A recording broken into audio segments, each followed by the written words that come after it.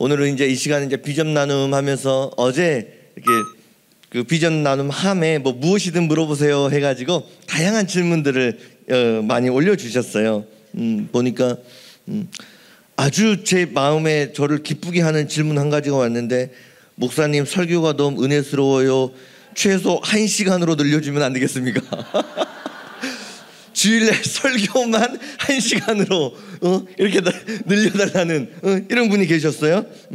또 그런가 하면 어떤 분은 목사님, 저는 이걸 읽고 이게 무슨 말인지 처음에는 이해가 안 됐어요. 목사님 12시 10분에 점심 먹고 싶습니다.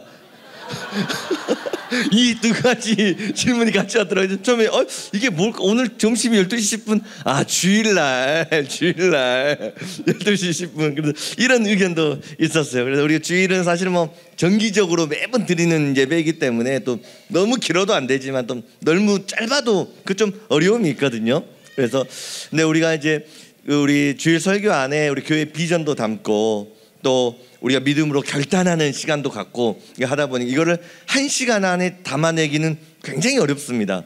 그래서 한 1시간 10분 정도 제가 늘 그 생각을 하고 아무튼 애를 쓰는데, 또 예배가 너무 길어지진 않도록 또 너무 짧아져도 안 돼. 한 1시간 10분 정도 우리가 예배를 한다, 그렇게 생각하시고 우리 한번 은혜를 같이 사모해 보면 좋겠습니다.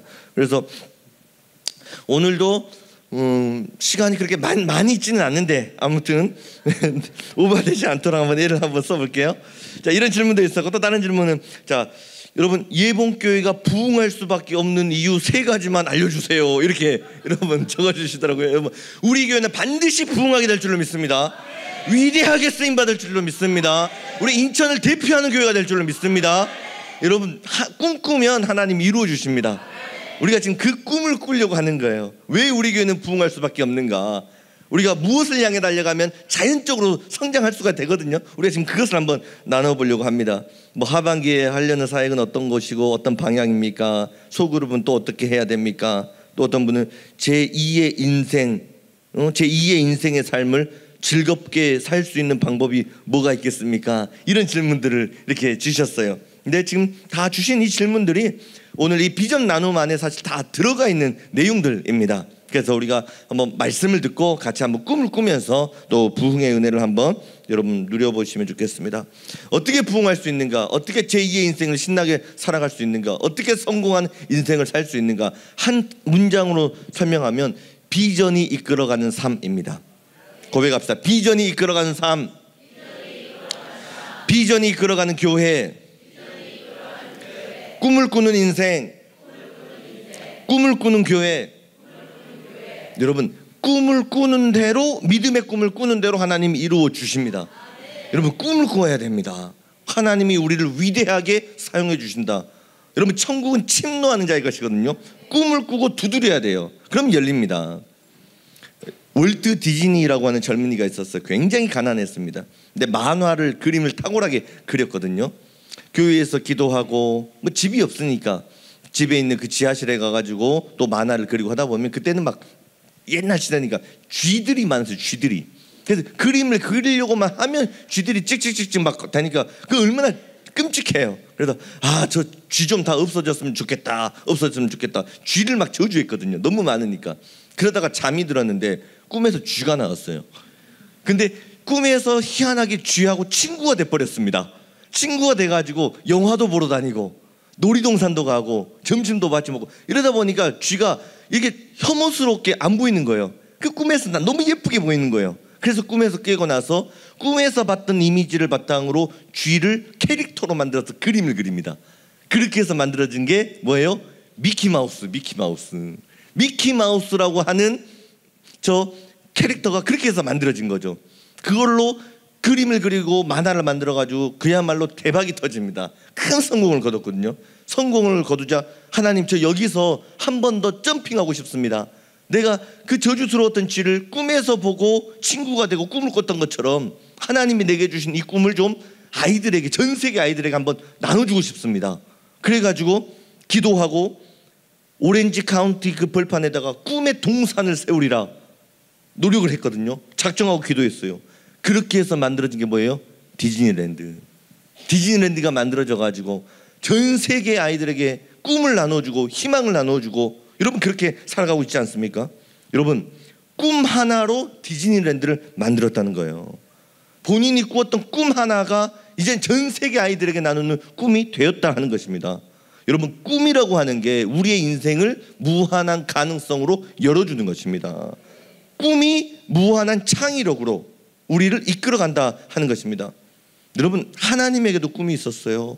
하나님이 사람을 만든 하나님의 꿈은 무엇이냐? 생육하고 번성하여 땅에 충만하라, 땅을 정복하며 살아가라. 이게 하나님의 꿈입니다. 그 꿈대로 우리를 지으신 것 아닙니까? 근데 에덴 동산에서 꿈이 깨져버려요. 인간의 욕심 때문에. 그럼 하나님의 꿈이 깨졌으면 끝나버립니까? 하나님이 포기하지 않죠. 아브라함을 부르셔가지고 이스라엘이라고 나라를 이루셔서 하나님의 나라를 이끌어가지 않습니까? 근데 이스라엘이 또 세상 욕심 때문에 하나님의 꿈을 깨버렸어요. 그러면 끝납니까? 아니잖아요. 신약시대에 예수님이 오셔서 십자가에서 모든 죄의 문제를 해결해 주시고 생육하고 번성하여 땅에 충만하라, 이 하나님의 그 꿈이 이 땅에서도 이루어지고 영원한 천국에서도 이루어지도록 예수님을 통해서 이루어 주셨다 하는 것입니다. 여러분 우리 모두는 예수 십자가 능력 가운데 육신의 옷을 벗는 순간에 천국에 들어가게 될 줄로 믿습니다. 또한 죽어서만 가는 천국이 아니라 이 땅을 살아가면서도 천국과 같은 인생을 살게 될 줄로 믿습니다. 여러분의 가정을 천국으로 만드는 꿈을 꾸는 것입니다. 여러분의 직장을 천국으로 만들고 우리 교회를 천국으로 만들고 생육하고 번성하여 땅에 충만하고 복음으로 세상을 지배하고 하나님 나라의 가치관으로 세상에 썩어져 버릴 가치관을 싸워서 이기는 예수 생명을 전하는 이 꿈을 꾸고 살아간다 하는 것입니다. 여러분 그래서 교회는 어떤 곳일까요? 여러분 교회는 꿈을 꾸는 곳이고 꿈을 파는 곳입니다. 예수님이요, 내가 온 것은 양으로 생명을 얻게 하고 또 풍성히 얻게 하려는 것이다 말씀하셨죠. 양으로 생명을 얻게 한다, 구원의 은혜를 주신다는 뜻이에요. 천국을 주신다, 풍성하게 하신다, 천국의 기쁨을 더해 주신다. 여러분 이것 아닙니까? 여러분 가정의 천국의 풍성함을 누릴 수 있기를 바랍니다. 우리의 인생 모든 삶 가운데 천국의 기쁨을 누리며 살아가는 것입니다. 교회는 이것을 가르치는 곳이고 이 꿈을 나누어 주는 것입니다. 그리고 기도하고 꿈을 더 확장시켜 가는 곳이다 하는 것입니다. 이게 교회입니다. 교회입니다. 자, 그렇게 꿈꾸고 살아갔을 때 하나님이 주신 약속은 무엇이냐면 우리가 잘 아는 말씀 히브리서 11장 11절, 믿음은 바라는 것들의 실상이요. 여러분 믿음은 바라는 것들의 실상이라고 있거든요. 그게 믿음이 뭐냐면 꿈꾸는 것이고 그 꿈에 대한 대가는 뭐냐면 눈앞의 실상으로 나타나는 것, 열매로 나타나는 것. 여러분 이게 믿음이라고 하는 것입니다. 꿈을 꾸면 하나님 반드시 이루어 주십니다. 더 풍성한 은혜로 채워주실 줄 믿습니다. 꿈 하나로 세상을 뒤집었던 이 마틴 루터 킹 목사님이 계십니다. 그때는 흑인 제도고 노예 제도가 있었던, 그 흑인으로 태어났다는 거 하나 때문에 인권을 유린당하고 자유로울 수 없었던 그때 마틴 루터 킹 목사님 꿈을 꿉니다. 그래서 몽고메리시에서 I have a dream, 나는 꿈이 있습니다. 이 설교문, 이 연설을 외치지 않습니까? 나에게는 꿈이 있습니다. 언젠가 이 나라가 모든 인간은 평등하게 태어났다는 것을 진실로 받아들이고 그 진정한 의미를 신조로 살아가게 되는 날이 오리라는 꿈입니다. 언젠가는 노예였던 부모의 자식과 그 노예의 주인이었던 부모의 자식들이 함께 식탁에 둘러앉는 날이 오리라는 꿈입니다. 오늘 나에게는 꿈이 있습니다. 모든 언덕과 산은 낮아지고 거친 곳은 평평해지고 굽은 곳은 곧게 펴지고 하나님의 영광이 나타나 모든 사람이 함께 그 광경을 지켜보는 꿈입니다. 이것이 우리의 희망입니다. 불가능해 보였던 꿈이었는데 그 꿈이 실제로 이루어져서 노예제도가 폐지되고 흑인과 백인이 함께 손잡고 하나님 앞에 예배의 영광을 올려드리는 그 은혜의 날이 오지 않았습니까? 정말 히브리서의 말씀대로 믿음은 바라는 것들의 실상이 되는 것입니다. 그래서 전 세계의 영향력을 미치고 있는 우리가 잘 아는 릭 오렌 목사님 세들백 교회, 이 세들백 교회가 어떻게 위대한 교회를 성장했는가? 꿈이 있었다는 겁니다. 릭 오렌 목사님은요, 많은 교회가 있대요. 전통이 이끌어가는 교회가 있대요. 탁월한 목회자 한 사람이 이끌어가는 교회가 있대요. 프로그램을 통해서 이끌어가는 교회가 있대요. 건물이 커서 대형 교회의 건물을 자랑하며 가는 목회가 있대요. 그러나 많은 교회가 있지만 진짜 건강한 교회는 무엇인가? 목적이 이끌어가는 교회라는 것입니다. 꿈이 이끌어가는 교회라고 하는 것입니다. 이걸 다른 말로 비전이라고도 할 수가 있겠죠. 마틴 루터 킹 목사님이 I have a dream, 나에게는 꿈이 있습니다 고백한 것처럼 저도 꿈이 있습니다. 우리 예봉교회가 21세기 하나님께 가장 아름답게 쓰임받는 교회가 되는 꿈을 꿉니다. 그래서 여러분, 우리는 꿈이 이끌어가는 교회를 만들어가는 것입니다. The Vision Driven Church, 비전이 이끌어가는 교회입니다. 같이 한번 고백합시다. 비전이 이끌어가는 교회. 한 번 더, 비전이 이끌어가는 교회. 네. 그러면 우리는 꿈대로 이루어지고 비전대로 이루어지는데, 그러면 우리는 도대체 어떤 꿈을 꾸어야 될까요? 어떤 비전을 우리가 여러분 품어야 할까요? 우선 6살 된 아이가요, 아빠랑 목욕탕을 딱 갔어요. 목욕을 하고 있는데 문을 열고 온몸에 용 문신을 한 그 건달 아저씨가 들어온 겁니다. 근데 아기가 신기했던지 말릴 새도 없이 그 아저씨한테 뚜루룩 달아가고 아저씨 얼굴을 똑바로 쳐다봅니다. 꼬맹이가 와서 보니까 아저씨가 맹랑해서 이렇게 딱 쳐다보는데 아이가 하는 말이, 아저씨 이렇게 커다란 용 스티커는 어느 문방구에서 팔아요? 6살만 되어도 남이 갖고 있는 것, 가지고 싶은 것, 여러분 이게 사람 마음 아닙니까? 사람 마음 아닙니까? 여러분, 남이 갖고 있는 것 가지면 성공할 것 같아요. 많은 것들을 누리면 행복할 것 같습니다. 그런데 여러분, 뉴스만 들어보세요. 오히려 많이 가졌기 때문에 인생이 무너지는 사람들, 많이 가졌는데 그거를 하나님 안에서 건강하게 사용하는 그 방법을 찾지 못해서 가정이 무너지는 안타까운 소식들을 여러분 많이 듣지 않습니까? 여러분, 세상이 주는 성공은요, 잠깐 있다가 사라져버리는 것입니다. 진짜 꿈은 예수님 안에 있습니다. 하나님 안에 있습니다. 진정한 성공은 성령님 안에 있습니다. 그래서 우리가 이 수련회로 오면서 주일 설교가 위대한 교회 아니었습니까? 위대한 성도 아니었습니까? 그래서 우리 교회의 비전은 위대한 교회, 위대한 성도가 되는 것입니다. 위대한 교회는요, 대형 교회를 이루지 않는 것이 아닙니다. 복음에 영향력을 미치는 교회, 예수님의 향기를 뿜어낼 수 있는 교회, 지친 영혼을 찾아가서 일으켜 세우고 꿈 없이 비전 없이 살아가는 인생에게 하나님의 나라가 있음을 가르쳐주고, 죽어서만 가는 천국이 아니라 지금 당신의 삶이 천국으로 뒤집어질 수 있습니다. 하나님이 당신을 통해 그것을 이룰 것입니다. 설득할 수 있고 예수님의 제자로 일으켜 세울 수 있는 교회, 이 교회는 위대한 교회가 된다 하는 것입니다. 여러분, 우리 교회는 위대한 교회를 향해서 달려가는 교회입니다. 여러분, 한 사람 한 사람은 위대한 하나님의 성도인들로 믿습니다. 그 꿈을 갖고 신앙생활을 하는 겁니다. 자, 그러면 위대한 교회, 위대한 성도, 구체적으로 어떤 모습을 가지고 신앙생활을 해야 될까요? 20세기 기독교 3대 발견이 있습니다. 첫 번째 발견은 성경의 발견입니다. 성경의 발견. 그동안도 성경을 잘 연구해왔지만 성경 해석학이 발달합니다. 그래서 원문에서 이야기하는 하나님의 의도가 무엇인가, 이거를 집중적으로 연구하는 성령의 재발견이 있었습니다. 두 번째는 성령의 재발견입니다. 성령의 재발견. 그 전까지는요, 성령 하나님을 인정하기는 했지만 항상 부차적으로 따라왔습니다. 성령론 이 한 권의 책이 없었습니다. 늘 교회론에 붙어서 한 챕터 성령이 나오든가, 구원론에 붙어서 한 챕터 성령이 나오든가, 이게 몰랐거든요. 그런데 20세기 문이 열려지면서 성령론에 관한 엄청난 연구와 사역이 펼쳐지기 시작합니다. 그러면서 교회가 파워를 갖거든요. 성령의 재발견. 마지막으로 세 번째는 교회의 재발견이었습니다. 교회의 재발견. 교회가 단순한 건물이 아니라는 것입니다. 단순한 조직이 아니다, 이걸 깨달았습니다. 교회가 역동성을 가지고 하나님의 비전을 세상에 성취해가는 주체로서의 교회, 이걸 깨달은 것입니다. 그리고 교회가 단순한 건물이 아니네, 하나님의 나라였네, 하나님의 가족이었네, 교회는 예수님의 몸이었네, 이 교회의 새로운 재발견, 이게 이루어진 것입니다. 그러면서 교회들이 연구를 합니다. 교회는 수많은 행사들이 있습니다. 전도도 있고 섬김도 있고 프로그램도 있고 친교도 있고 많은 일들을 해야 되거든요.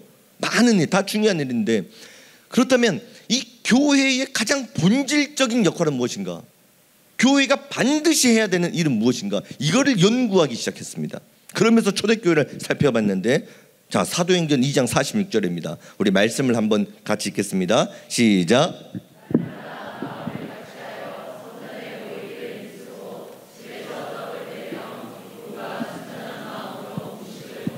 자, 저 구절을 보니까 두 가지가 나와요. 성전에 모이기를 힘썼다. 주일이 되면 교회로 모여서 함께 예배를 드리는 것입니다. 그리고 나서 다음에 이어지는 집에서 떡을 뗐다. 예배가 끝나고 나면 그때는 가정교회니까 가정으로 다 모이는 겁니다. 지금 말하면 구역으로 모이는 거예요. 소그룹으로 모인다 하는 것입니다. 주일날 큰 은혜를 받습니다. 그리고 이때는 지금 로마가 교회를 얼마나 박해하고 핍박하는 그런 시대 아니었습니까? 아주 못된 그 도미티안 황제가 어떻게 했어요? 예수 믿는 사람 잡아가지고요, 산채로 기름을 부어가지고 밤에 가로 등불로 썼습니다. 예배 드리다가 걸리면 그렇게 되는 겁니다. 얼마나 고통스럽습니까? 삶을 살 수가 없죠. 주일날 모여서 간절히 하나님께 예배를 드리고, 그리고 그 받은 은혜를 가지고 주중에는 335 모여서 우리 힘들어도 하나님 지켜주신다 하셨으니 그 말씀 이렇게 나누면서 서로 위로하고 기도하고 그렇게 살아갔다 하는 것입니다. 그러니까 교회의 가장 본질은 무엇이냐면 주일날 모여서 예배드리는 것, 그리고 주중에 소그룹으로 모여서 주일날 주신 말씀을 나누며 살아가는 것. 여러분, 이게 교회의 핵심이라고 하는 것입니다. 자, 이렇게 살아갔을 때 하나님은 어떻게 역사해 주셨는가? 사도행전 2장 40절 함께 읽습니다. 시작.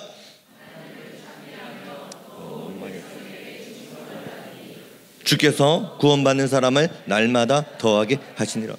사람들이 교회를 칭찬해 버립니다. 교회에 구원받는 성도들이 늘어나고 부흥하기 시작합니다.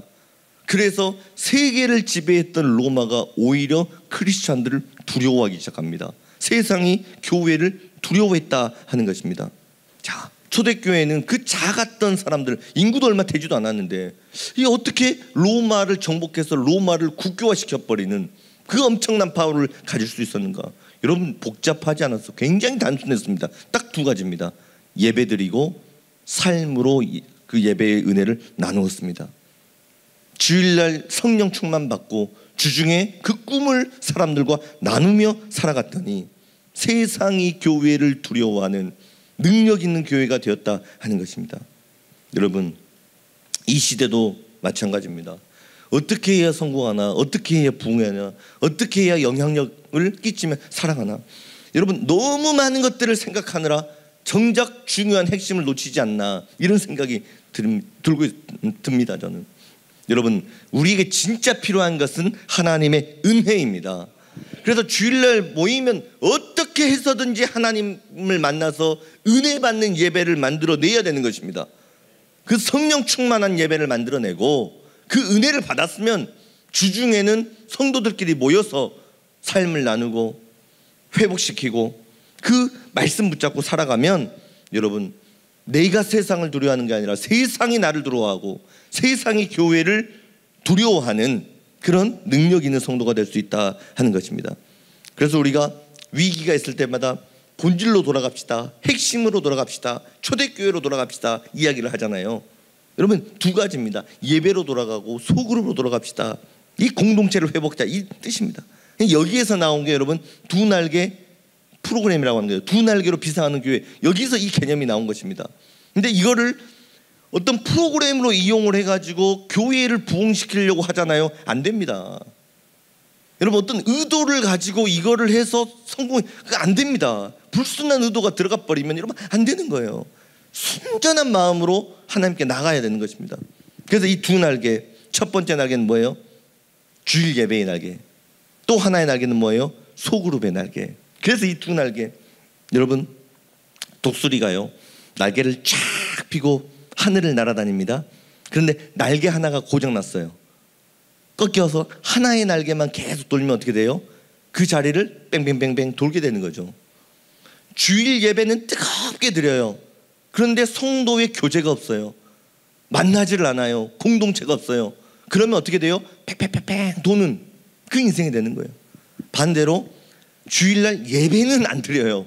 일하느라고. 일하는 걸 좋아하는 사람들이 있단 말이에요. 사람 만나는 걸 좋아하는 사람들이 있단 말이에요. 예배는 안 하고 섬긴다고 공동체로 모여서 속으로만 열심히 하는 사람이 있어요. 이것만 막 땀을 흘리면서 날개를 해요. 그럼 어떻게 돼요? 이것도 뺑뺑뺑뺑 돌게 되는 거예요. A를 쓰는데 B상하지 못해요. 두 개의 날개, 독수리, 예배의 날개, 소그룹의 날개, 이 두 개가 균형을 이뤄서 쫙 펴져 있으면 B상에 오르게 된다 하는 것입니다. 자, 그래서 우리가 지금 더 회복해야 되는 첫 번째 비전은 뭐냐? 예배로 부흥하는 교회입니다. 같이 선포합시다. 예배로 부흥하는 교회. 한 번 더. 예배로 부흥하는 교회. 여러분, 예배의 부흥이 일어나야 됩니다. 예배의 불이 떨어져야 됩니다. 우리의 능력은 거기에 있는 겁니다. 자, 그러면 예배로 부흥하기 위해서는 어떻게 해야 되는가? 두 가지가 있는데요. 첫 번째, 하나님과의 만남이 있는 예배입니다. 우리 예배를 통해서 하나님을 직접적으로 만나야 돼요. 이런 말이 있죠. 인생의 방황은 하나님을 만나면 끝이 나고 신앙의 방황은 예봉교회를 만나면 끝이 난다. 여러분, 진짜 인생의 참된 방황은요, 하나님을 만나야 끝이 납니다. 어떻게 해야 하나님을 만날 수 있어요? 예배를 통해서 하나님을 만날 수 있습니다. 여러분, 예배를 통해서 하나님 만나버리면요, 그 사람의 인생이 뒤집어지는 것이에요. 승리하는 사람이 됩니다. 승리하는 사람이 돼요. 어제 그 비전 나눔에 궁금한 거 물어보세요. 뭐 비전에서 물어보라고 하니까 어떤 분이 목사님 첫사랑 뭐예요? 그렇게 첫사랑을 물어보더라고요. 그런 위험한 질문을 하시면 어떻게 합니까? 지금 이거 녹화해서 다 볼 건데, 예? 볼 건데. 저는 제가 이제 한번 이야기한 적도 있지만 군대를 제대하고요, 23살에 이제 제대를 딱 했어요. 제대를 딱 했는데 제가 그때까지 모태솔로였어요. 모태솔로 23살까지. 근데 특별히 마음에 드는 여성도 없었고, 어떤 사랑이라는 어떤 감정도 잘 별로 느껴본 적이 없었어요. 없었다가 군대 딱 제대하고 제가 우리 교회에서 모교회에서 만난 그 여자가 이한나, 처음으로 만난 거예요. 이한나 씨를 딱 만났어요. 그리고 이제 연애가 시작이 딱 됐거든요. 연애가 딱 시작됐는데 저보다 나이가 좀 어르신이에요. 나보다 어르신이어가지고 보통 애칭이 있어요. 뭐 자기야, 뭐 이런 애칭이 있잖아요. 뭐 귀한 선물, 뭐 이런 애칭이 있단 말입니다. 저는 이모라고 불렀어요. 이모라고. 이모, 한나 이모, 한나 이모. 그러면서 이제 연애를 했단 말입니다. 근데 이제 저는 이제 군대 갔었고 아내는 이제 그 직장 생활을 했기 때문에 아무래도 뭐 결혼에 대해서 준비를 하면서 좀 돈을 모아두었겠죠. 근데 제가 23살까지 제대를 하고 나서도 그 꿈이 별로 없었어요. 뭘 하고 싶은 거 이게 별로 없었어요. 욕심도 별로 없고. 그런데 누가 나를 간섭하는 게 너무나 싫었어요. 그래서 좀 그러니까 어디 한 곳에 정착해서 살고 싶은 마음도 없었어요. 그냥 떠돌아다니면서 그냥 그렇게 자연도 보고 돈 떨어지면 야채 팔아서 좀 돈 벌고 그 되면은 또 3, 4개월 또 휴가 다니고 좀 그렇게 살고 싶은 그냥 그런 마음이 있었단 말입니다. 근데 그래서 이제 야채도 떼고 하려면은 트럭이 하나 있어야 되는데 중고 트럭이 하나 있어야 되는데 그거 살 돈도 없었단 말이에요. 어떻게 할까 하니까 지금 이제 한나 이모랑 같이 연애를 하고 있고 직장 생활을 오래 했겠구나. 그러면 돈이 있겠다. 돈이 있겠다 싶어가지고 이제 관계가 조금 깊어진 다음에 이제 돈을 좀 빌리려고 했죠. 그래서 자기야, 그 1,000만 원 혹시 있어? 1,000만 원. 내가 포토트럭 하나 사가지고 내가 야채 팔면서 전국을 같이 한번 이렇게 해보고 싶다 하니까 얼마나 한심하게 쳐다봐요. 아니 저는 뭐 20대 초반이었지만 그때는 아내가 20대 중반으로 넘어가니까 단순히 좋아하는 감정으로 뭐 살 수 있는 건 아니잖아요. 결혼해서 정착을 해야 되는데 제가 이제 그런 말을 하니까 이게 막 너무 저가 이제 한심하게 보이는 거죠. 근데요, 한번 사랑이라는 게 무서워요. 사랑이란 감정이 들어가면 아니다 싶은데도 끊어지지가 않는 거예요. 얘가 아닌 것 같은데 못 헤어지는 거예요. 아내가 할 방법이었으니까 그 당시 광주에 빛골 찬양축제라고 하는 그 예배 집회가 있었어요. 거기를 가자고 하더라고요. 근데 그때까지 제가 마음이 이렇게 확 열리지는 않아가지고 별로 가고 싶지는 않았는데 그래도 교회를 가야겠다. 왜냐하면 그 잘 보여서 기분이 혹시 풀어지면 조금이라도 돈을 빌려주지 않을까, 그 불순한 의도를 가지고 예배를 갔단 말입니다. 근데 저도 뭐 모태신앙으로 쭉 신앙성장 했기 때문에 가서 찬양을 하는데 오랜만에 찬양을 듣는데 가슴이 괜히 막 이렇게 몽글몽글해지더라고요. 울컥울컥해지는 그런 느낌들을 많이 받았거든요. 근데 그때 목사님 하신 설교 말씀이 다른 게 아니라 그 베드로가 예수님 만나는 그 장면이었어요. 베드로가 나는 예수님 모릅니다 부인하는데 예수님이 따뜻한 눈빛으로 베드로를 쳐다보시는 그 눈빛과 베드로의 눈빛이 딱 마주치는 그 장면이었는데, 귀로 듣는 설교잖아요. 귀로 듣는데 꼭 말씀이 제 눈으로 보이는 것 같아요. 예수님이 저를 그렇게 따뜻하게 바라봐 주시는 그 예수님의 눈빛이 말씀을 통해서 제 마음 가운데 딱 들어오게 되는 이 인카운터, 이 만남이 시작돼 버린 겁니다. 그 예배에 들이다가 제가 꼬꾸라져 버린 거예요. 그래서 기도하다가 어렸을 때 제가 목회자로 헌신하겠다고 하는 그 환상도 하나님이 다시 보여주시고, 그 예배를 통해서 하나님과의 만남을 통해서 제가 야채 장사의 꿈을 접어버린 것 아닙니까? 다시 하나님께 나가겠습니다. 그렇게 해서 지금 목회자가 된 것 아닙니까? 무엇이 제 생각을 바꿨어요? 한 번의 예배요. 많이 들었던 설교인데 그날따라 그 설교가 그냥 제 마음에 들어와 버렸다 하는 것입니다. 여러분, 예배를 통해서 한 사람이 하나님을 제대로 만나버리게 되면 그 사람의 인생이 달라진다 하는 것입니다. 진짜로 여러분, 인생의 방황 하나님 만나면 끝납니다. 한 번의 예배가 한 사람의 인생을 뒤집는 능력이 됩니다. 한 번의 예배가요, 가정을 살리고 교회를 살리고 지도자를 만들어낼 수 있다는 거예요. 우리의 예배가요, 인생의 절벽에 몰려서 나는 더 이상 희망이 없어, 나 이 예배 드리고 나는 그냥 끝나버릴 거야, 그 낙심한 마음을 갖고 예배에 왔다가 말씀을 통해 성령 하나님 만나버리면 내가 그런 생각하면 안 되지, 다시 힘을 내서 살아봐야지. 죽은 영혼을 살리는 능력, 이게 예배입니다. 그래서 우리 예배는요, 한 영혼이라도 교회에 오면 하나님을 만나고 성령을 경험할 수 있는 이 불이 붙은 이 예배를 만들어내야 한다는 것입니다. 여러분, 인생의 방황은 하나님을 만나면 끝이 난다, 그냥 멋진 표현으로 하는 것 아닙니다. 한 번의 예배를 통해 하나님을 만난다 하는 것은 뭐냐면요, 한 번의 예배에 목숨을 건다는 뜻입니다. 한 번 예배하기 위해 목숨을 거는 최선의 준비를 해서 우리가 예배를 만들어내야 돼요. 왜요? 이 사람이 어떻게 될지 몰라요. 이 예배 끝나고 이 사람이 힘을 내서 살아가게 될지, 한 주간 수렁으로 빠져서 낙심하며 살아가게 될지, 그거를 결정짓는 게 예배인데 어떻게 그냥 우리가 습관에 젖어서 여러분 그 예배를 할 수 있겠습니까? 목숨을 거는 각오를 갖고 여러분 설교를 준비하는 것입니다. 제가 주일 예배 준비하면은요, 예배 시작 환영부터 마지막 축도 전까지요, 풀 원고를 다 썼습니다. 풀 원고 전체를 다 씁니다. 24페이지에서 길게는 28페이지를 씁니다. 시작부터 끝까지. 처음에 오는 멘트도 똑같은 말로 하면 식상해지잖아요. 어떻게 새롭게 이야기를 해야 좀이라도 성도들의 마음이 새로워질까, 예배 드리는 자세가 좀이라도 새로워질까, 그걸 잡아가지고 글을 쓰는 겁니다. 인사말도 써보고 설교도 열심히 쓰죠. 근데 제가 주일 예배 준비하면서 가장 힘든 게 뭘 것 같아요? 저 원고를 다 쓰면서 주일 예배 처음부터 끝까지 인도를 하는데, 뭐 설교가 당연히 어려운 부분이 있죠. 근데 설교도 힘들지만 설교보다 더 힘든 게 있어요. 봉헌기도예요. 봉헌기도. 야, 이 봉헌기도가 너무 힘들어요. 그냥 할 수도 있죠. 그냥 기도 1분 하라고 하면 못 하겠습니까?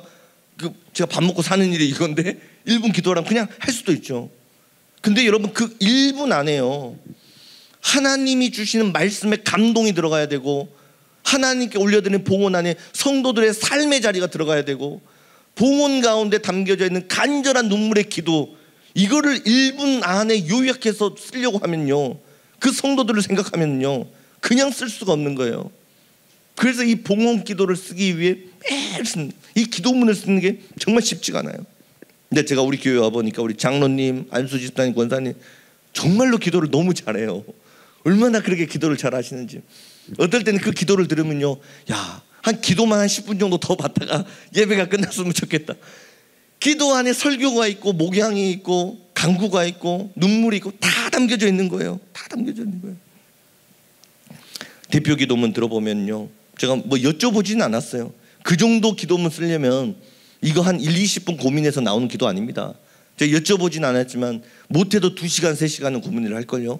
여러분 맞죠? 괜히 물어봤어요. 괜히 물어봤어요. 아무튼 간절한 소원을 담아서, 마음을 담아서 우리가 지금 그런 예배를 여러분 하지 않습니까? 그렇기 때문에 예배에 기름 부으심이 떨어지는 것입니다. 그리고 나서 우리가 특송을 할 때도요, 야, 이 순서 하나하나를 통해서 하나님이 나를 통해 사람들을 만나주는 이 감동이 있기 때문에 특송도 그냥 할 수가 있는 게 아니에요. 야, 어떻게 우리 이 특송을 한번 새롭게 해볼까? 이 찬양을 통해서 우리 교회가 어떻게 새로워질까? 한 곡 3분 정도 되는 이 곡을 통해서 어떤 사람 하나님이 어떤 은혜를 주실까?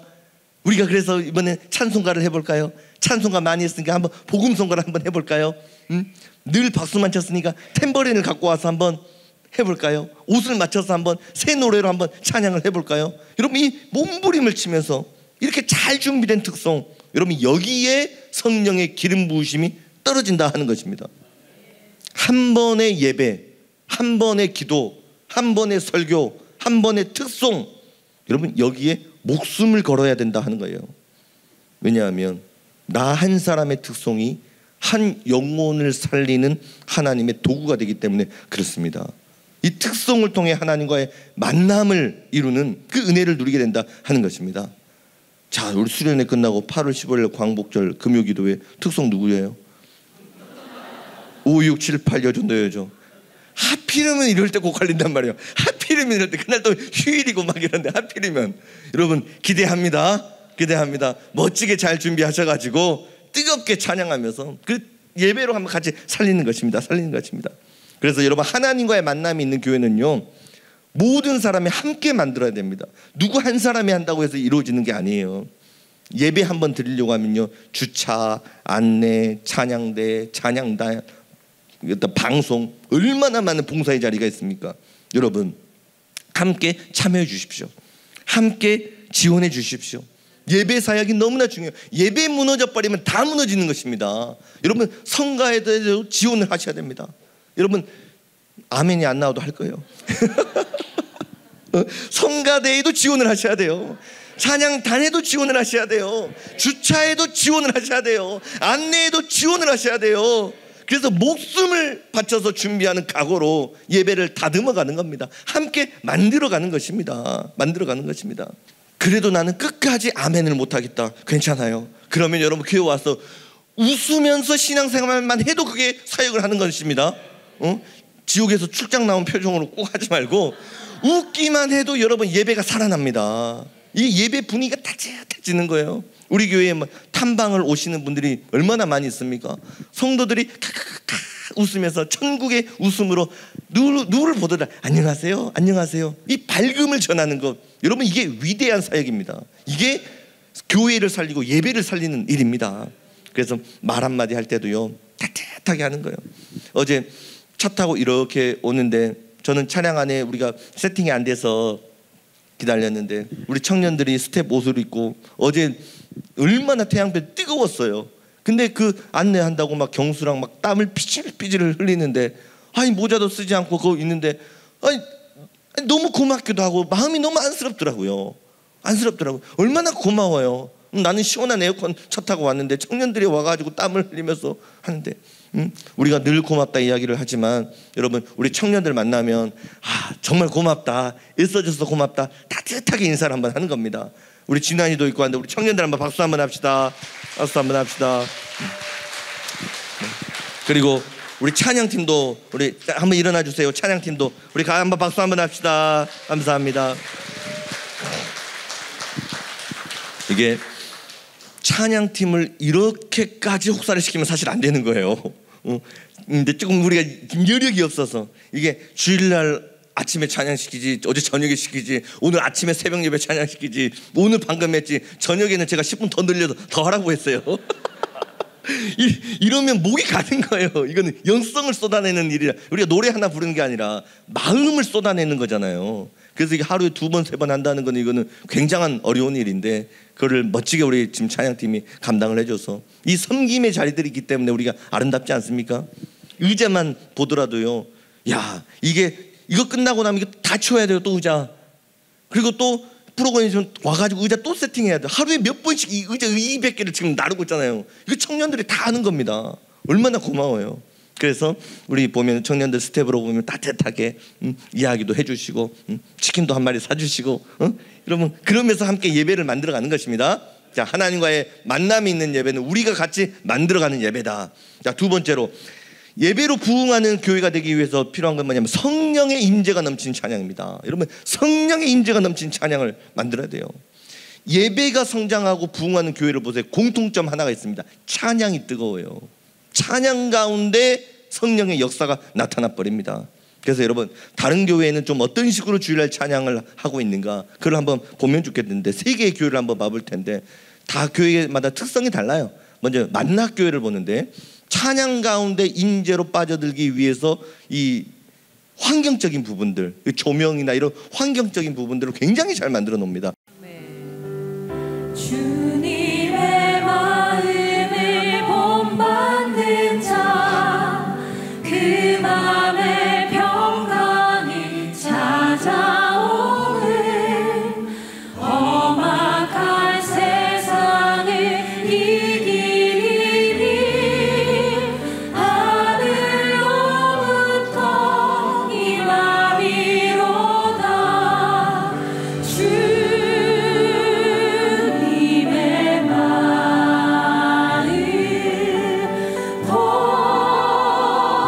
본받아 살면서 그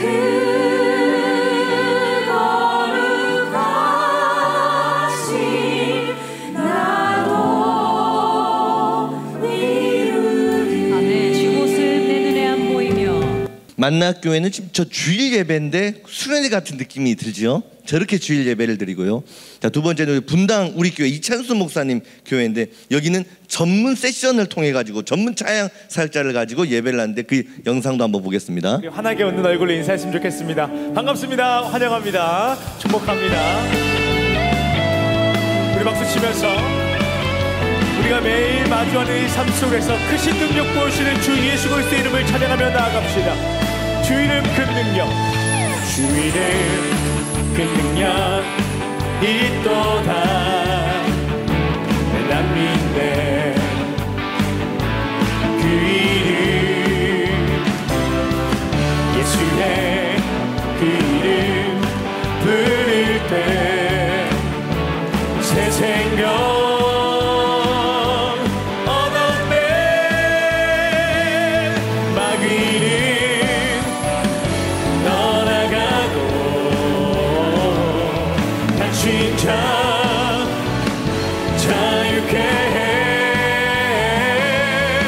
모든 이름보다 더 높은 이름 주 예수. 아멘. 모든 이름보다 높으시고 위대하신 주님의 그 이름만을 속축하며 나아갑니다. 아멘. 주 이름 큰 능력이 있도다. 네, 분당 우리 교회는 이렇게 전문 세션들을 통해서 뜨거운 찬양을 하고요. 한소망 교회는 모든 그 예배자가 인도자가 되어서 성령의 임재에 젖어들어서 예배를 하는 그런 특징들이 있거든요. 그 영상도 잠깐 보겠습니다.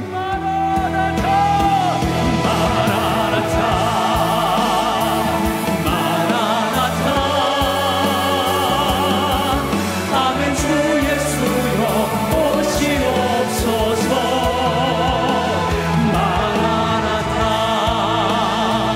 마라나타. 아멘. 주 예수여 우리 주님께 두 손을 높이 들고 고백합시다. 마라나타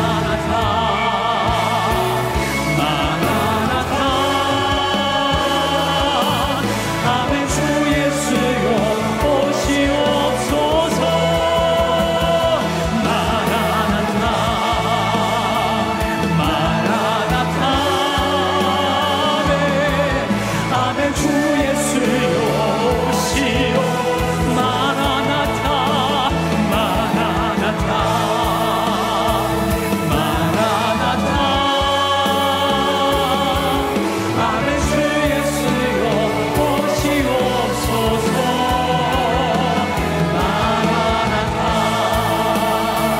마라나타 아멘 주 예수여 오시옵소서 아멘 아멘 주 예수여 오시옵소서 아멘 주 예수여 오시옵소서 주님 오심을 기다립니다. 주님을 찬양합니다.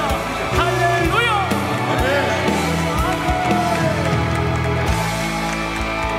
여러분, 저 영광스러운 장면을 한 사람도 다 예배자가 되는 거예요. 리더자가 되는 거예요. 하나님 나라의 천국 백성들 손들고요. 어린이부터 어른까지 거기 전체가 모이면 한 번 예배 5,000명 드리는데요. 5,000명이 손을 들고 눈을 감고 영광스러운 찬양을 하잖아요. 문을 열고 들어가는 순간 확 하는 열기가 느껴집니다. 그 성령의 임재에 그 찬양을 통해서 예수를 믿기로 작정하고 결단하는 사람들이 너무나 많이 있다 하는 것입니다. 여러분, 우리가 이 찬양을 이루어내는 것입니다. 여러분, 물론 대형 교회가 있기 때문에 좀 가능한 부분들이 있습니다. 근데 큰 교회나 작은 교회를 떠나서 핵심은 어디냐면 어떻게 성령의 임재가 강력하게 나타나는 찬양을 이루어낼 것인가, 이걸 사모하는 그림이 있어야 된다는 거예요. 그 사모함을 가지고 찬양을 만들어내야 된다는 겁니다. 환경을 만들어내야 된다 하는 것입니다. 여러분, 근데 지금 저런 교회들하고요, 우리 교회랑 지금 틀릴 것이 없어요. 지금 우리 교회에서 지금 저렇게 찬양을 하고 있잖아요. 우리가 지금 1월 달부터 이 시도를 하지 않았습니까? 찬양을 연결해서 부르고 마지막에 결단 기도가 있고 하는데, 소그룹 나눔하면서 나오다 발표를 하는데 제가 정말로 감동이 있었던 그런 감동이 있어요. 처음에는 예배가 좀 낯선 부분도 있었는데 시간이 흐를수록 조금씩 변화되고 있는 모습이 너무 좋습니다. 지금은 예배가 너무 좋습니다. 이 고백을 서로 이렇게 하시는데 그 나눔을 듣는데 제가 얼마나 감사했는지 몰라요. 여러분, 30년 넘도록 드렸던 예배가 한 6개월, 7개월 가면서 이렇게 급속도로 여러분 바뀌었다는 건요, 천지가 개벽하는 기적입니다. 이거 안 되는 일입니다. 어떻게 됐어요? 첫 번째는 하나님의 은혜죠. 두 번째는요, 위임 목사님 결단입니다. 어떻게 해야 우리 교회가 더 건강하게 성장할 수 있을까? 하나님 기뻐하시는 뜻이 뭘까? 목사님이 이것만 생각을 하시는 겁니다. 그래서 이 결단을 해주셨기 때문에 지금 우리가 이 예배를 새롭게 만들고 지금 또 하나님이 주시는 새로운 은혜를 경험하게 된 줄 믿습니다. 우리 위임 목사님 감사합니다. 우리 박수 한번 하겠습니다. 목사님 감사합니다. 그리고 세 번째로는요, 성도님들의 열린 마음입니다. 앞에서 아무리 이걸 준비를 해도요, 성도님들이 이걸 받아들이지 못하면 이 예배는 안 되는 것입니다. 특별히 이 예배는 굉장히 영적인 부분이기 때문에 각자 느끼는 부분이 달라질 수가 있거든요.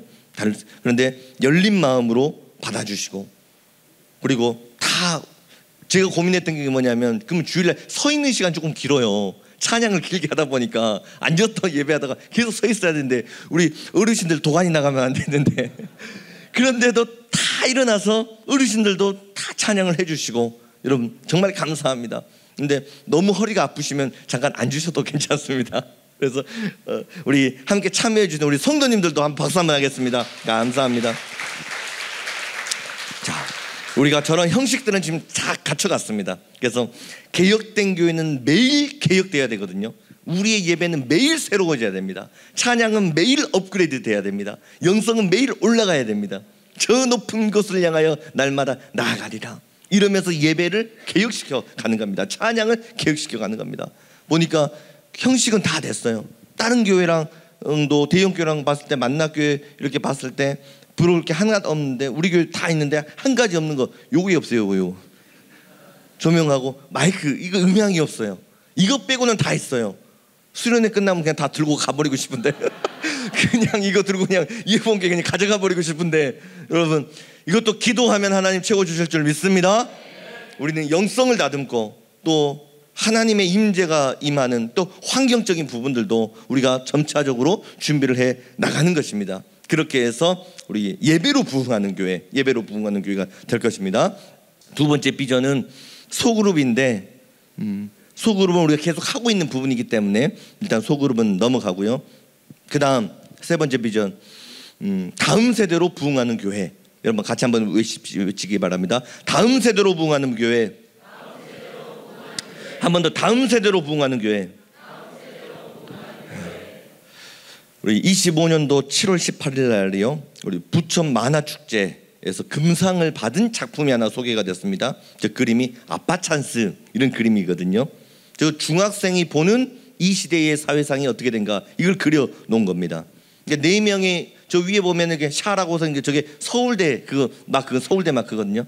중학생이 서울대 가기 위해서 어떻게 하면 서울대 갈 수 있는가. 첫 번째 아이를 보니까요, 아무도 도와주는 사람이 없네요. 맨 밑바닥에서 또 혼자 줄 끌어당고 서울대로 올라가야 돼. 얼마나 힘들어요. 두 번째 아이를 보니까 아버지가 노동자네요. 아버지가 허리를 숙이니까 아버지 허리를 딛고 올라가니까 맨바닥에서 시작하는 아이보다는 조금 더 수월하게 가겠죠. 세 번째 학생을 보니까 아버지가 한 대기업 부장 정도 되는 것 같아요. 절반이 벌써 출발지가 달라요. 절반의 노력만 하면 올라가요. 마지막 네 번째 학생은요, 아버지가 고위공직자처럼 보여요. 서울대 입시 준비하는데 출발부터가 다르다는 거예요. 여러분, 이게 15살 청소년이 바라보는 이 시대의 사회상이라는 것입니다. 꿈을 꾸고 자기의 그걸 위해서 땀을 흘리고 노력을 해야 되는데 우리 아이들이 바라보는 세상의 모습, 성공의 모습이 이렇다 하는 겁니다. 그런데 이게 금상을 차지했어요. 왜요? 틀렸다고 말을 할 수가 없잖아요. 지금 우리가 이러한 시대를 만들어 놓고 자녀들이 살아간다 하는 거예요. 서울대에 가는데 출발점부터가 달란다. 여러분, 이건 아니지 않습니까? 근데 우리 어른들이 이런 세상을 만들어 놓고 자녀들은 꿈을 꾸고 순수하게 땀을 흘려야 되는데 너는 금수저다, 나는 흙수저다, 이런 것들을 이야기를 하고 인생의 출발점부터가 다 다르다. 성공할 수 있는 조건부터가 다 다르다. 지금 중학생들이 이걸 생각을 하고 있다는 거예요. 이 그림을 보고 나서요, 5일 만에 또 가슴 아픈 사고가 하나 나왔어요. 뉴스. 시험지 빼돌린 학부모가 나오지 않았습니까? 경북 안동에 있는 고등학교에서 학부모와 교사가 짜고 시험지를 빼돌립니다. 엄마가 딸 아이 내신 1등급 만들어가지고 어떻게든지 명문대 보내려고 교사가 따죠. 근데 딸도 못해서 이걸 알고 있어요. 엄마가 시험지 훔쳐오면 그거 정답만 달달달달 외워가지고 계속 전교 1등을 한 번도 놓치지 않았잖아요. 결국 이게 덜미가 잡아서 교사와 학부모 구속. 그 고등학생 여학생 어떻게 됐어요? 모든 시험 0점 처리, 퇴학. 무너져 버리지 않습니까? 여러분, 지금 이 시대가요, 다음 세대에게 지금 무엇을 가르치고 있습니까? 스펙을 쌓고 남들보다 좋은 환경을 만들어야 너가 성공할 수 있다. 그러니까 수단과 방법을 가르치지 말고 성공해라. 남들보다 더 높이 올라가라. 우리가 지금 이런 것들을 아이들에게 가르치는 이런 시대라는 겁니다. 세상은 스펙을 쌓아야 성공한다. 그 속에서 우리의 자녀들이 살아가야 한다는 겁니다. 그런데 여러분, 성경은요, 그런 가치관을 단호히 거부합니다. 스펙이 성공 만드는 것이 아니라 진짜 성공은 예수님 안에서 열린다는 것입니다. 그래서 우리가 가르쳐야 할 것은 뭐냐면, 예수님 안에서 바른 꿈을 꾸어야 되고, 예수님 안에서 정직한 땀을 흘려야 되고, 하나님의 나라를 꿈꿔야 되고, 하나님께 쓰임받아야 되고, 예수님의 제자를 만드는 그 가치관, 세상의 성공과는 비교가 되지 않는 위대한 하나님 나라의 가치관, 천국을 보여주면서 너희들이 부르심을 향해 달려가야 할 영광은 이것이다. 하나님의 나라를 보여줄 수 있는 이 성경적인 가르침, 이것으로 우리 자녀들을 양육해야 된다 하는 것입니다. 그래서 우리가 이러한 교육의 방향성 몇 년 전부터 알았죠. 이걸 하기 위해서 한국교회가 그때부터 집중한 게 뭐냐, 부모 교육에 집중을 했습니다. 부모가 이 가정에서 이 역할을 해야 된다는 겁니다. 자, 왜냐하면 우리 자녀들이 사는 삶의 자리가 세 군데죠. 학교에서 살고, 교회에서 살고, 가정에서 살아요. 자녀들은 세 군데에서 살아요. 그런데 학교 선생님이 교회 학교 선생님한테 상담하거나 이야기할 수 없죠. 교회 학교 선생님이 학교 선생님 만나서 이 아이의 내면에 대해서 이야기를 할 수가 없죠. 그런데 부모님은 학교 선생님과 상담이 돼요. 부모님은 교회 선생님하고도 상담돼요. 또 가정에서는 자녀들과 함께 살아가요. 그러니까 이 세 개의 자리에서 공통점으로 있을 수 있는 분이 누구냐? 부모라는 겁니다. 그래도 부모 교육, 가정 예배 이게 막 활성화되기 시작했거든요. 이게 맞아요. 그게 돼야 돼요. 지금도 그렇게 이루어 가야 됩니다. 근데 문제가 생겼어요. 부모님이 그 영적인 역할을 감당을 못합니다. 왜냐하면 요즘에 부모님들이 감당해야 되는 인생의 무게가 얼마나 무거워요. 물가가 말도 못하게 비싸죠. 자녀 한 명 낳아가지고 양육비가요, 맞벌이를 해도 중학교 고등학교 가버리면 이거 학원도 못 보냅니다.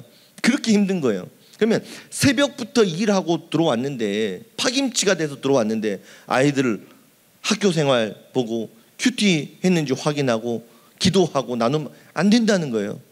부모가 지쳐버려요. 부모가 내가 너무 힘든데 좀 누가 이 일을 좀 대신해 주면 안 되나, 그 바람이 부모에게 있다는 거예요. 근데 여러분, 학교에서 그 일을 해줍니까? 못 해주죠. 왜요? 요즘에는요, 교권이 땅에 떨어져 버렸습니다. 아이들이 선생님이 무슨 말 하면 기분 나쁘면 경찰에 신고해버려요. 눈빛이 달라져서 신고해버려요. 그래서 교육을 할 수가 없죠. 그럼 가정에서 사춘기 있는 자녀들과 대화 한번 하려면요, 와, 우리 딸은 안 그럴 줄 알았네. 전 안 그럴 줄 알았는데, 야, 이게 감정을 타더라고요. 아이가 또 여자 아이다 보니까 또 감정을 막 타더라고요. 대화가 잘 안 돼요.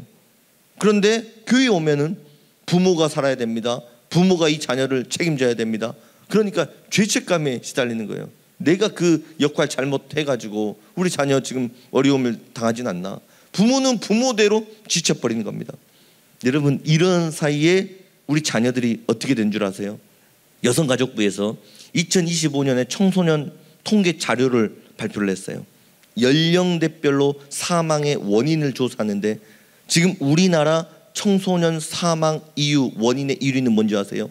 자살입니다. 자살. 13년 동안 다른 사고로 아이들이 죽은 게 아니라 청소년 사망 1위가 자살이에요. 2010년까지만 하더라도요, 안전사고 때문에 안타까운 목숨이 잃었습니다. 그런데 2011년 이후로 지금까지 13년 동안 적게는 9살입니다. 9살. 9살 아이예요. 많게는 24살 청년들까지 스스로 목숨을 끊는 이 안타까운 일이 대한민국에서 지금 벌어지고 있다는 거예요. 2023년 1년 동안 1867명의 아이들이 자살했습니다. 하루에 5명씩 목숨을 끊고 있는 거예요. 지금 이 순간에도 어떤 아이는 이 안타까워해서는 안 되는 이 일들을 하고 있다 하는 겁니다. 청소년 10명 중에 3명 우울증 걸렸습니다. 정신과 치료를 받고 상담을 받고 살아간다 하는 거예요. 제가 몇 년 전에요, 이 청소년 아이를 둔 학부모랑 상담을 하는데 충격적인 이야기를 들었어요. 청소년 아이들이 누구랑 말할 사람이 없대요. 학교 선생님 뭐 들어주지도 않고 부모님하고는 뭐 대화도 힘들고, 그래서 자기들끼리 카톡방을 만드는데요, 그 안에서 내용을 캡처해서 보이는, 너무 충격적이에요. 성적 때문에 너무 스트레스를 받으니까, 또 공부를 해도 다 성적이 안 오르니까 이게 지쳐버리는 거예요. 근데 요즘 아이들은 너무 극단적이에요. 고민이 있으면 좀 상담하고 하면 되는데 그걸 못 이겨가지고 카톡의 내용이 편안하게 죽을 수 있는 방법이 뭐야, 이런 것들을 캡처해가지고, 그런 카페들이 있어요. 자살 카페들이 있어요. 편안하게 죽을 수 있는, 한 번에 목숨을 끊는 방법들, 그런 것들을 캡처해가지고 청소년 아이들이 주고받는다는 거예요. 또 한 가지 나누는 이야기 뭔지 알아요? 자해입니다. 자해. 아이들이 자해를 해요. 요즘 아이들은 칼로 그어버립니다. 자기, 이게 너무 성적과 이게 스트레스가 되니까 자해를 해가지고 피를 흘리면서 이 고통 때문에 성적에 대한 고민을 잊어버리는 것. 너는 어떻게 자해하냐, 이거를 335 모여가지고 청소년 아이들이 그런 이야기를 하고 있다 하는 겁니다. 여러분, 이게 지금 대한민국 교육계의 현실이라고 하는 겁니다. 근데 학교에서는요, 쉬쉬하면서 이런 거 말 안 합니다. 잘못 이야기했다가, 아이 불러서 이야기했다가 아이가 나쁜 선택이라고도 하면 그 선생님이 어떻게 감당할 거예요? 조금만 이상한 낌새가 있으면 바로 부모한테 전화합니다. 조퇴시켜버립니다. 가정에서 좀 알아서 하라고. 근데 그 자녀를 부모가 데려와가지고 상담하기도 쉽지가 않아요. 우울증 있는 우리 아이, 내가 말 한마디 잘못했다가 이거 상처 되는 거 아니야? 그래서 부모도 말을 못한다 하는 겁니다. 그래서 3040이 어린 자녀들을 둔 부모들요, 누가 우리 자녀 좀 맡아주세요, 제발 좀 맡아주세요, 절규를 하고 있다는 겁니다. 그래서 자녀들 책임져 줄 수 있는 교회가 있으면 그 교회를 찾아서 떠나는 거예요. 우리 자녀들이 예수님을 만날 수 있는 교회만 있다면, 이 아이가 공부 못해도 괜찮고 다른 거 사고 안 쳐도 괜찮고 편안하게 신앙생활을 할 수 있는, 좀 예수님 만나서 기도할 수 있는 그런 교회만 있다면 찾아 떠나는 겁니다. 그래서 가족 종교화 현상이 일어난 거예요. 30대부터 50대까지는요 가족 종교화입니다. 아이들 따라서 교회를 옮겨가는 이런 현상이 나타났다 하는 겁니다.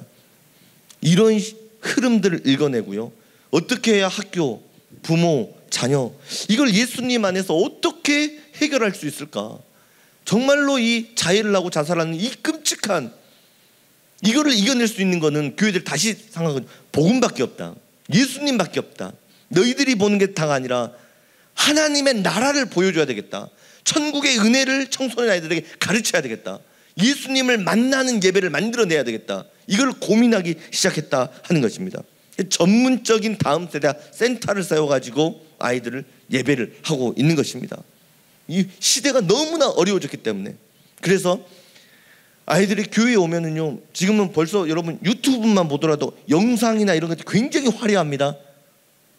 메타버스 해가지고 가상 세계를 만듭니다. 핸드폰에서 자기 건물을 갖고 있습니다. 아이들이 그렇게 살아가요.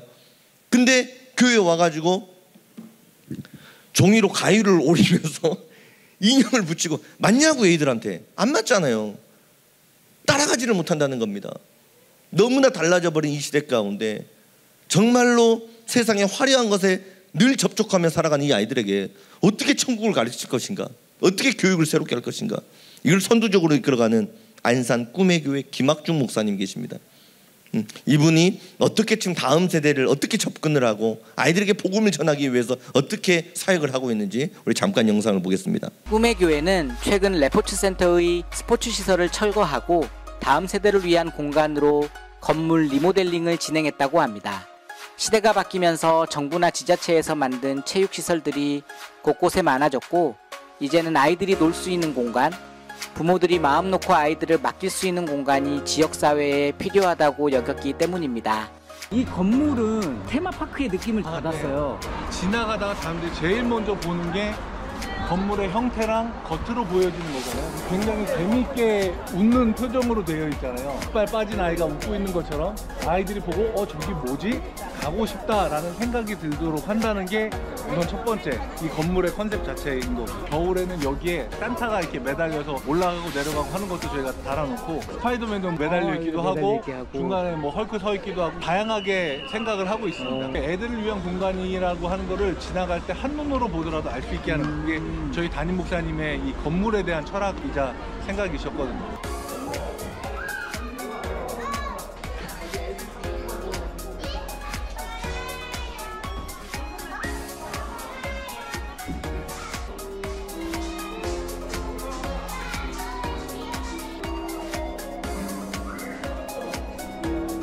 지하 수영장은 청소년 예배 공간이면서 지역사회를 위한 문화 공연 장소로 리모델링되어 활용되고 있었습니다. 저희는 방송도 다 학생들이. 지금 학생들이에요? 네. 저희가 방송팀 규율이 있어요. 그래서 그 규율 안에서 이제 선배들이 후배들을 이제 가르치고, 또 후배들이 또 선배가 돼서 이 자리에 섰다가 또 후배들을 가르치고, 이게 선순환이 계속 이어지고 있어요.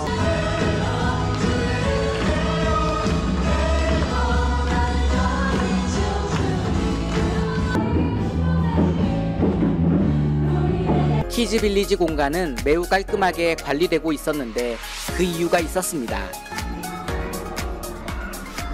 어떤 부서실의 예배 공간하고 다른 점이 데크가 없어요. 하게 되는 경우에는 요거를 쓰고 와이어를 이용을 해서 깔끔하게 쓰기 위한 그게 건가요? 아니라 이 공간을 주일에는 우리가 쓰지만 주중에는 다른 사람들이 쓰고 다른 교육 프로그램이 쓰고 외국 사람도 쓸 수 있기 때문에 한 부서에서 독점하는 공간은 없어야 된다. 담임 목사님의 생각이셔서 데코가 되어 있지만 다 벽에 걸려있는. 와.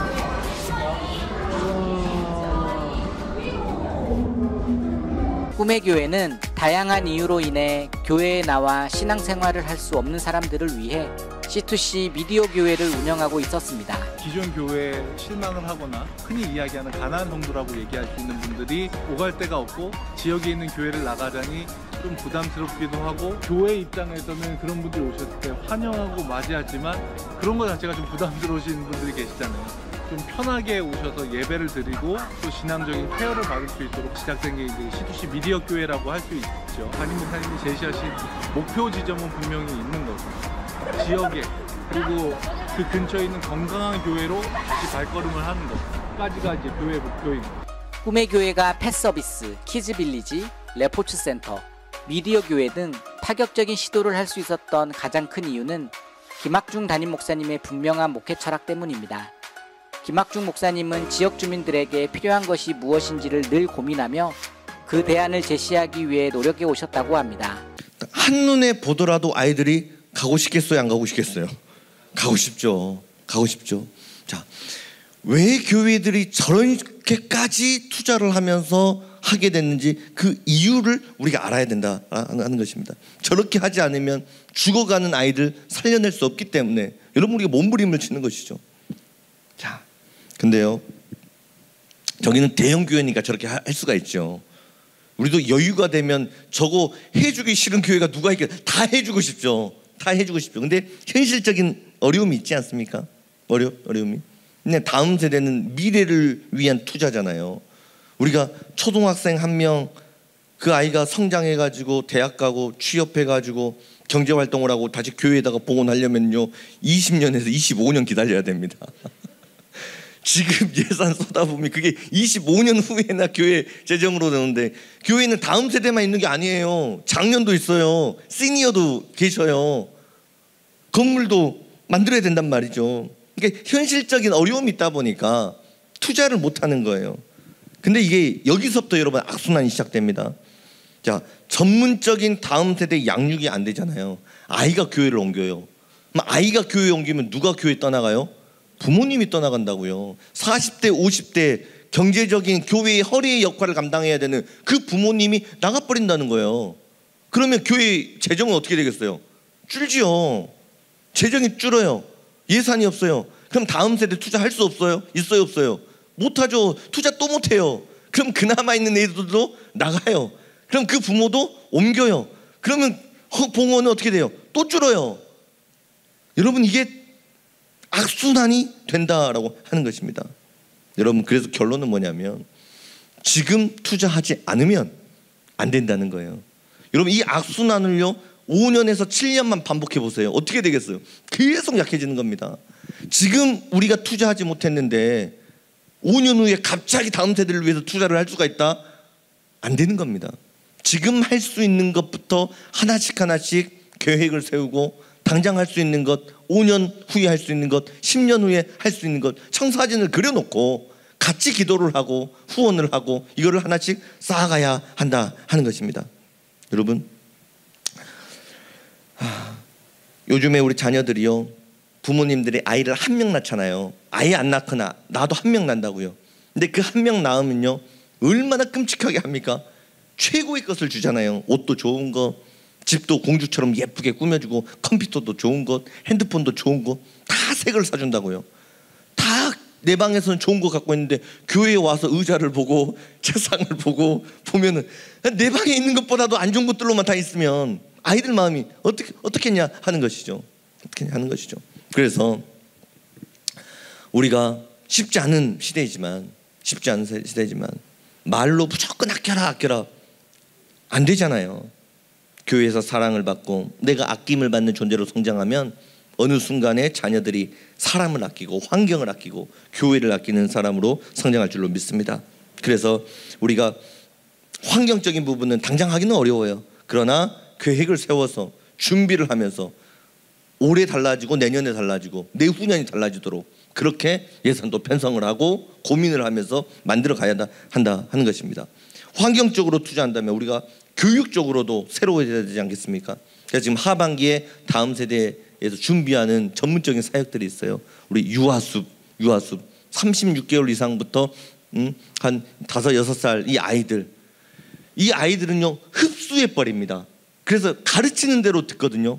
이 흡수하는 때에 복음을 흡수할 수 있도록 놀고 만들고 촉감하는 거, 이게 하나님의 나라 성경을 경험할 수 있도록 이 전문적인 프로그램을 우리가 만들어 가지고 4주를 진행을 하는 겁니다.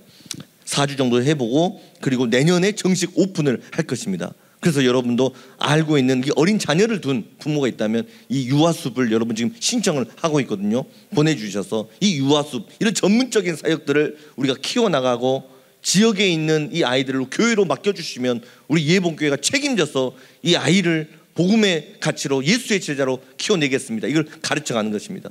그 다음에 우리 다음 세대도 우리 뭐 여러 가지 프로그램이 있을 수 있지만 이 희주쇼 여러분 캐릭터부터가 벌써 다르지 않습니까? 예수님을 만난 이 화려한 영상을 통해서 전문적인 잘 갖추어진 이 교재들을 활용을 해서 아마 내년 정도부터 어떻게 사용할 수 있을까 그걸 지금 연구를 하고 있는 것입니다. 또 청소년 아이들은 우리가 지금 알파라고 하는 부분 예수님에 대해서 서로 예배 시간에 나누는 이런 활동들을 통해 가지고 다음 세대가 성장하는 시간들을 한번 갖고자 합니다. 그래서 여러분 이거는 우리 모두가 다음 세대에 대해서 마음이 열려 있어야 되고 깨어 있어야 되고 같이 기도를 하며 달려갈 수 있기를 바랍니다. 세 번째 시니어 활성화입니다. 시니어 활성화. 여러분 지금 우리나라를 보면은요 초고령화 시대가 됐어요. 초고령화 시대. 2024년 기준으로 65세 인구가요 전체 인구의 20%를 넘어버렸습니다. 급속도로 초고령화 현상이 되고 있죠. 이게 교회 안에 그대로 나타납니다. 교회의 평균 연령이 계속 높아집니다. 올해보다 내년에 우리 교회의 연령은 더 높아질 것입니다. 다음 세대 정도 못하면 계속 올라가는 거죠. 시니어 세대 계속 늘어난다는 겁니다. 그러면 여러분 이게 교회의 위기가 되겠습니까? 기회가 되겠습니까? 여러분 하나님은 언제나 기회를 주시는 분인 줄 믿습니다. 지금 우리 교회가 여기까지 오기까지 교회를 섬겨주신 안수 집사님, 권사님, 장로님들이 계신다 하는 거예요. 시니어 어르신들이 계십니다. 그분들의 땀과 노력과 헌신으로 교회가 아름답게 세워지지 않았습니까?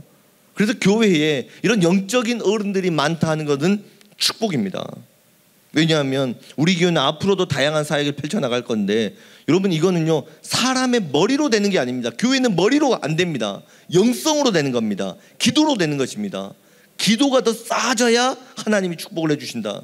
그래서 우리가 예배에도 불이 떨어지고 다음 세대에도 불이 떨어지고 소그룹에도 불이 떨어지기 위해서는 여러분 우리 시니어 어르신들의 영성이 깨어나서 기도하고 부르짖을 때 우리 교회가 더 건강하게 가게 될 줄로 믿습니다. 그래서요 고령화 시대가 되면서 교회들마다 어르신 시니어 사역이라고 하는 게 여러분 새로워지지 않았습니까? 이걸 모범적으로 한 2, 3년 전에 시작을 한 대구 신광교회 정광민 목사님 봤는데 금빛 학교라는 게 있어요. 금빛 학교. 이건 시니어 학교 하지 않고 금빛 학교. 어르신들의 머리가 금처럼 빛난다 해서 천국의 면류관이다 해서 금빛 학교 이렇게 표현을 하시거든요. 저 사진을 보면은요 저기 빨간색 조끼도 있고 파란색 조끼도 있잖아요. 둘 중에 하나의 조끼 색깔은요 리더입니다. 리더. 근데 리더를 보더라도요 어르신들이 그 그룹의 리더가 되는 거예요. 리더가 되는 거예요. 어떤 사역에 전환을 한 거냐면 보통 우리가 하면 어르신 하면 섬겨드리는 사람들 그 어르신들은 나를 섬겨줘야 돼 이렇게 생각을 했는데 교회는 뒤집어 버렸어요. 시니어 사역을 다시 사역의 주역으로 우리가 영성으로 깨어서 자녀들을 위해 기도하자. 교회를 위해 기도하자. 제2의 대구 신광교회의 부흥을 위해 기도하자. 이걸 뒤집어 버린 겁니다. 그래서 시니어 분들이 모이셔가지고 어르신들끼리 여기는 70이 안 넘으면 못 들어갑니다. 가고 싶어도 금빛이 안 됩니다. 만 70이 넘어야 들어갈 수 있어요.